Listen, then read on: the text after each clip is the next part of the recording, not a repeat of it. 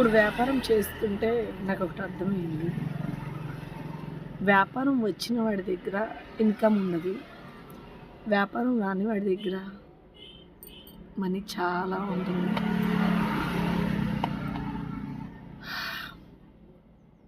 వ్యాపారం వచ్చిన వాడి దగ్గర మనీ లేకపోయినా ఏదో ఒక ధైర్యం, మొండి ధైర్యం, దాంతో వెళ్ళిపోతూ ఉంటారు. ఏది కింద పడిపోయినా పైకి లేవగలుగుతారు. స్ట్రాంగ్గా ఉంటారు. అదే మనీ ఉన్నవాడు వ్యాపారం రాకపోయినా మనీ ఉంది కాబట్టి వ్యాపారం నేర్చుకుంటాడు. వ్యాపారం వచ్చిన వాడికి రాని వాడికి ఒకటే డిఫరెంట్.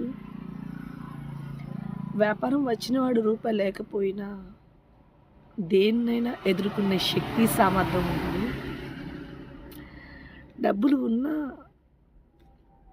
ఉన్నవాడు వ్యాపారం రాకుండానే స్టార్ట్ చేస్తే పడిపోయాడంటే పైకి లేగవడం చాలా చేతుల సాయం కావాల్సి వచ్చింది.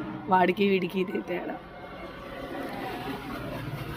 కానీ ఏ వ్యాపారం చేసినా ఇన్కమ్ కొంచెం ఉంటేనే స్టార్ట్ చేయండి. అస్సలు అప్పు చేసి మాత్రం చేయకండి. కొంచెం చేతిలో పెట్టుకుని 50% అన్నా, 75% అన్నా, మిగతా 25% చేయండి. కానీ ఒక్క రూపాయి కూడా లేకుండా మాత్రం అది చిన్న వ్యాపారమైనా స్టార్ట్ చేయొద్దండి ప్లీజ్. ఎందుకంటే దాని నుంచి వచ్చే ప్రెషర్ అది ఆడవాళ్ళైతే అస్సలు పెట్టకండి. మగవాళ్ళు అయితే పెట్టండి, అట్లీస్ట్ ఆడవాళ్ళు అయితే అస్సలు పెట్టకండి. దాని ప్రెషర్ మామూలుగా ఉండదు. దయచేసి వ్యాపారం పెట్టండి. ఒకళ్ళ దగ్గర చేయకుండా మీ కాళ్ళ మీద నిలబడండి. బట్ కొంచెం ఇన్కమ్ ఉంటేనే స్టార్ట్ చేయండి. నా ఒపీనియన్. చాలా వర్క్స్ ఉన్నాయి. లేదు మీరు ఇంతే పెట్టగలుగుతారు ఇన్కమ్ అంటే ఒక 5,000 10,000 పెట్టండి, ప్రాబ్లం ఉండదు.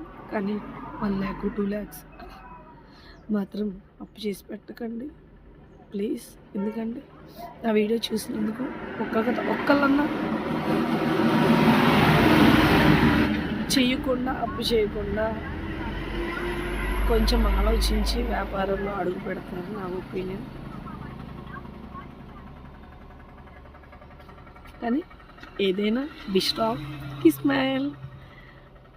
ఇలాగా ఏది ఎలా జరిగినా మీ స్మైల్ మాత్రం ముఖంలో ఇంచి చెదరకుండా చూసుకో.